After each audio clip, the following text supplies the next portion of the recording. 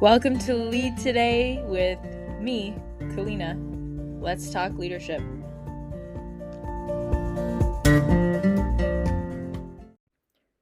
Hello and welcome back to the show. Today, let's dive straight into the continued series about the Enneagram. If you haven't listened to the other episodes, I highly recommend you start at the beginning. Of course, you can pick and choose depending on your own Enneagram type. If you don't know your type and are wondering what I'm talking about, definitely check out the introductory episode and take the free Enneagram personality assessment to understand your unique type so that these episodes can deliver you even more value and you can go on a journey of really self-exploration. I've realized, I've coached a lot of people on a lot of different topics, and a lot of times with coaching, people wonder, well, don't you have to double down on a niche? And yes, and I have, and I've spent nearly a decade coaching on careers, business, and what I've realized is a lot of the subject matter is less important than really the feelings, So whether someone's coming in about a business topic or relationships or their own relationship to themselves, it's always really about the core emotions at the bottom, at the bottom of the barrel, so to speak. And I think the Enneagram does a really great job of helping us to uncover what those core emotions are for our type, what the drivers are. It kind of will look into your soul and give you a clear picture of what's been driving you. And it can be super humbling, frustrating. Most people reject their results initially, some types more than others, but it can either make you feel seen or it can make you feel really seen. And that can be frustrating because we obviously all have shadow tendencies. And the more I go through my own life and my own challenges, I realize that for me, I think the shadow has so much value, and it's somewhere I want to spend a lot of time as we go forward, is working through your shadow elements, figuring out what they are and figuring out how you can really harness them, love them, and utilize them for your own growth and then thriving. So longer preamble than I would have liked to just say there's so much utility to the Enneagram. And actually, if you're type 7, you're not going to like any of that, because pain is the one thing you want to avoid like the plague. So type 7 is the Enthusiast. If you get this type, you'll be happy to know that you're known as joyful and adventurous, and really have a deep desire for excitement, variety, and new experiences. That's great. The challenge being that with that adventurous, optimistic, seeking out new experiences and opportunities side, that spontaneity can potentially bring you into challenges when things get boring, when there are restrictions, when things feel like they take a long time to come to fruition. We all struggle with patience, right? But the type 7, it's really hard and it's exacerbated by that deep need for novelty. And the reason being, so again, any type can have a yearning for novelty. It's not like type 7s have a monopoly on that. That being said, the type 7 is seeking it for a certain reason. You'll hear me say this again and again with these episodes. The motivation is the key. Why? Why are you doing this? And so I actually had a client the other day come in, and her results were between a type 7 and a type 6. And with the Enneagram, you can have a wing, right? You could be a type 7 wing 6. You could be a type 6 wing 7. And so, of course, we can look at her points and the score to discern how strongly she is one or the other. However, with a few questions, we were really able to uncover this, in my estimation, without her having to retake the assessment or question herself or even know the points. So the analysis behind the Enneagram assessment she did.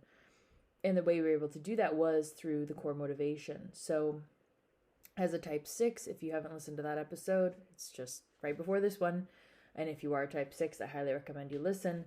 What's interesting is your wing types, you have room to grow there. So no matter if you're type 7, type 6, type 1, look at your wings for room to grow, right? So if you're type 7, you can be really selfish because you're just longing to feel fulfilled and satisfied. You're just pursuing pleasure and happiness, that excitement. And so there's room for growth because the type 6 is all about loyalty to the group for security and stability. The enthusiast is kind of the antithesis to that because they don't want stability, they want novelty and excitement, right? So you can see how there's room for someone that's always seeking variety to think about areas of their life where they would like to have more stability, more consistency. So just to say, right, this person came in thinking they were a type 6, really becoming a parent, their husband, her husband, there were factors that were making this type 7 lean on type 6 tendencies. That doesn't make you a type 6. People come in all the time and they ask me, oh, does this change? Does your type change over the course of your life? My opinion on this is no. Because I think you have core tendencies that sort of come up in childhood and then things are nurtured within you. You have experiences. And so while you have this core spark in your heart, this thing that kind of drives you, and of course you can evolve, learn, and grow. I'm not at all kind of putting someone in a box and saying, here you are, this is you forever. It's more like you have innate tendencies that you want to nurture and cherish about yourself. And whenever you fall into being more like the people you're around or what society expects, or you latch onto tendencies and patterns of your parents, anytime that sort of thing is going on, it's not self, right? It's not authentic. It's not you. And that's, of course, none of us are striving for that consciously, right? We don't want to be not ourselves, but situations can demand it of us. And so in that situation with my client, right, it was this type 7 who's very adventurous, who was kind of pulled into type 6 tendencies because her husband's a type 6 and because becoming a new mom felt like it demanded that of her.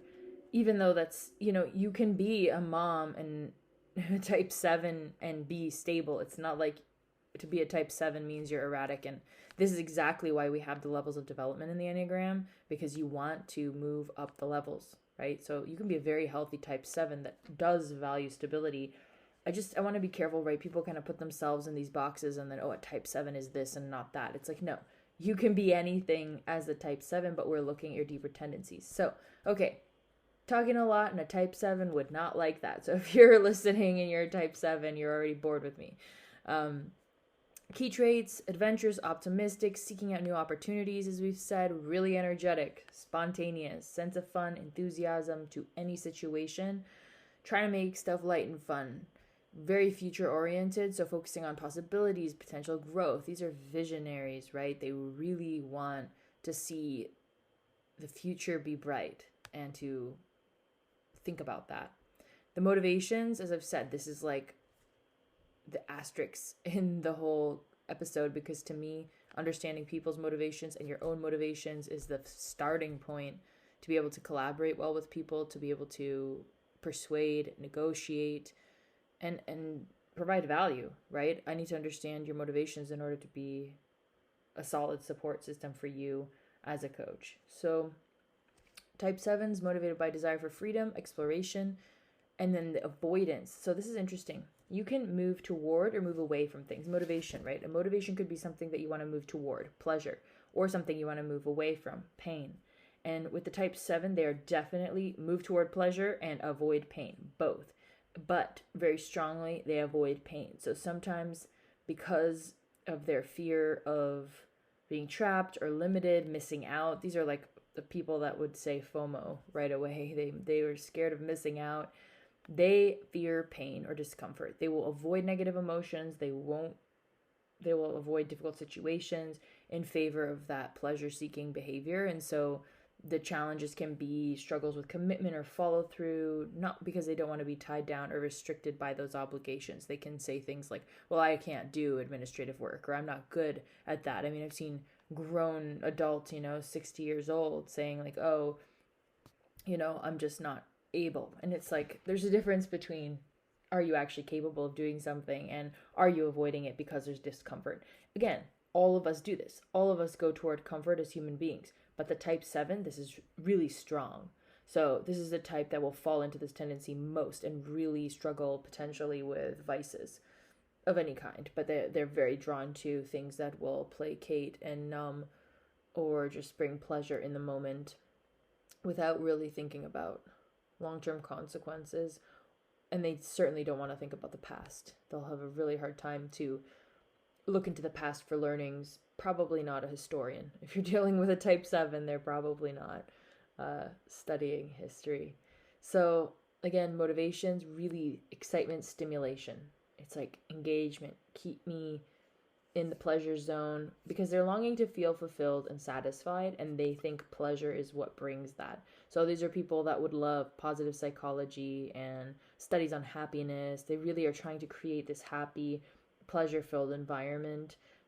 Someone that's maybe a type 4 would come into the discussion and say, no, the melancholy, the sadness is where there's so much to be learned, But a type 7 is just running at light speed, not concerned by that at all, really just trying to create that pleasure, happiness. And again, the opportunity here is to just pay attention to that potential avoidance and to call it out.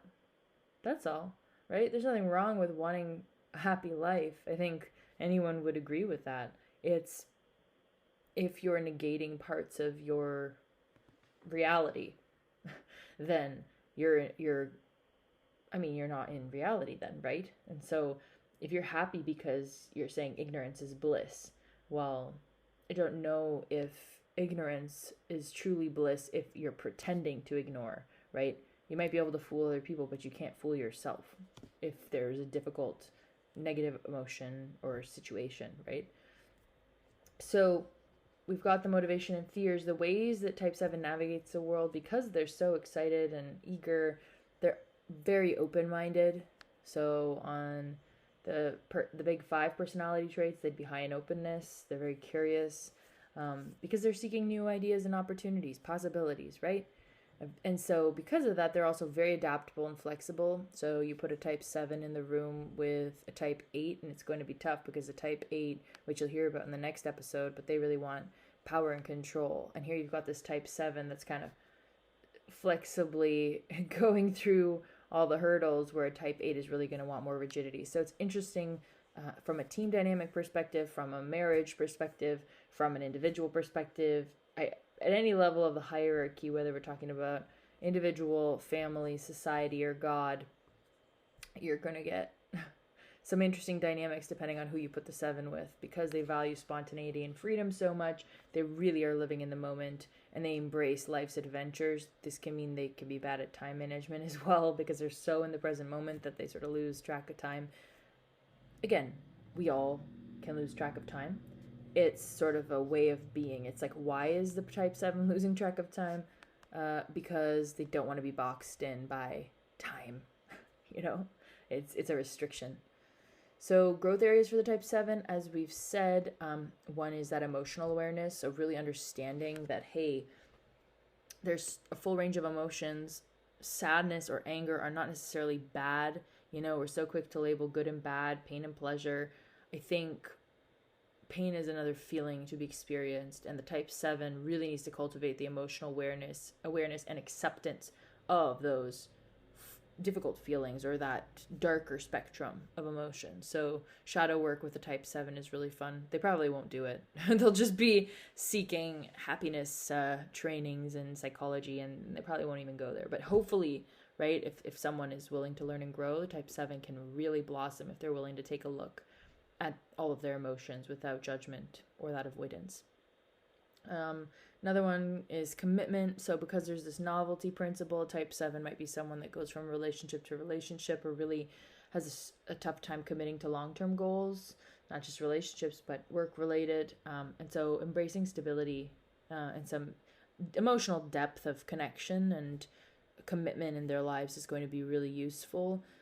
I mean, try to get a type 7 to slow down, though. It's really via, my estimation is, it's really from getting them to connect with that vision that we talked about, because they are visionaries. And so if you can get them to clearly see the the end of the rainbow, so to speak, the pot of gold, then you can get those step-by-step action items, because again, a type 7 is really present focused and oriented. So if you can get them on the very next step and then say, hey, that's leading you to the pot of gold, and then come back to the very next step. And if you're struggling to motivate yourself, that's useful because there's a big picture vision. It feels far away. It is maybe far away. And then you have to come back to today and say, now what? Now what? And not just type 7s, everybody struggles with this. And I think if you can develop really clear small wins in the present day, just little things that in your day make you feel like a winner, that are walking you on the path to the end of that rainbow. I mean, this sounds common sense even as I'm saying it out loud, but so many people fail to do that because the end feels so big and so far that the little day-to-day things just don't happen. They don't unravel the big vision into what it's going to take day to day to achieve it. So that's going to be really powerful for a type 7 to be able to commit to that long term and then come back to the present, feel the reward and the pleasure from the small action items to then go and keep building brick by brick the mansion that they're envisioning. So, and then presence. So as we've said, they want to be in the present moment, but interestingly enough, because there's this kind of what's next, the FOMO thing, they're sort of elsewhere. So while they're in the present moment and super excitable about the future, they're kind of toggling between present and future, really avoiding the past, really avoiding pain. And if the present is painful, their presence is not going to be there because the present is painful. And when I see a lot of, the clients I've worked with that have anxiety disorders and panic attacks in particular, it's because the present moment isn't safe in their physical even reaction, but also the ways that they think about it. The present moment doesn't feel safe, and so there's this overcompensation of reaction to a safe scenario. In terms of physical safety, there's nothing actually threatening them physically in the moment, but it feels like a physical threat. It can be sort of like that with a type 7, where being in the present moment can feel painful because it's restrictive, because it's not exciting, if it's not exciting. And so there's this kind of mental escapism happening where they're thinking about other things because they don't like what's going on in the present moment. And we really want to say, no, it's safe to be in the present moment. It's safe to have these different emotions. So that presence, emotional awareness of the full range of emotions, and then really commitment, working through commitment with a type 7. Those are 3 solid growth areas for this type. The Hornevian triad. So when we're looking at a type 7, they're the aggressive type, which means they really have a drive for pleasures, we've said, which means they're aiming at success, whatever that means in their terms. But so they fear failure because failure is pain. And so they're channeling energy and enthusiasm into these new experiences and opportunities. But it can be in that aggressive way. It can be in a bit of an all or nothing way, and then they lose steam and then they don't finish things. So we've really got to there's this aggressive kind of push, bullheaded sort of approach to get things done. But then again, if something goes off track, if there's a little hiccup, we really want this type to not just kind of blast through the wall, right? We want them to be able to learn to stop and evaluate and maybe reorient before just either leaving the project altogether because of a challenge or throwing a relationship to the wind because of something coming up. I've seen this with type 7s where they'll absolutely blow up a business relationship, a romance, because of one small thing. And it's like, but you had this big goal, you want it. They really look like they're 100% all in on it. They really go for it and channel that energy toward it. But again, it can be too much, too soon, too fast. And so that's something we're going to work on if you're type 7 and you knock on my door. Okay, last but not least, the center of intelligence. So type 7 is a head center. So similar to the type 5 and 6, we're talking about intellectual awareness, problem-solving abilities. Remember, intellectual, not emotional, right? So this person is not connecting to their heart center, whereas a type 2, 3, 4 would be in their heart about things. How do they feel about it? Type 7 is like, okay, what's next? Checkbox, problem-solving, very sort of masculine approach to seeing the world, right? Very much so doing, action-oriented, and that intellectual awareness. So this could be somebody that really intellectualizes things, but they're not the type 5 that needs to gather knowledge for knowledge's sake. They are influencing and making decisions with quick thinking. So they are creative and they're quickly, using their intellect. It's a quick wit to navigate life's challenges and go toward their passions. So this is like a speedy kind of, they can kind of veer off the rails, right? The morality is not as important as with the type 1. Type 7 will totally break the rules to get what they want, whereas the type 1 is that moralistic, what's right, what's wrong. Type 7 is not intellectual like that, even though a type 1 is a gut center. We'll talk about that in the next episode with the challenger, type 8. They're also a gut center of intelligence. We'll talk about what that means, but just to remember, type 7 is really thinking things through, which makes sense, right? If emotions, particularly challenging emotions, are scary and painful, then we're just going to stick to our head. We're going to think things through. We're not going to feel them because that's painful. So we really want to bring this type into their body if we can.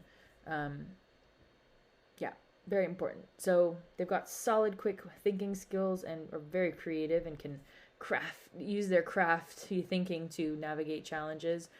We just want to make sure that they are following through to the end to navigate the whole road of what they've committed to, and using that quick wit for good.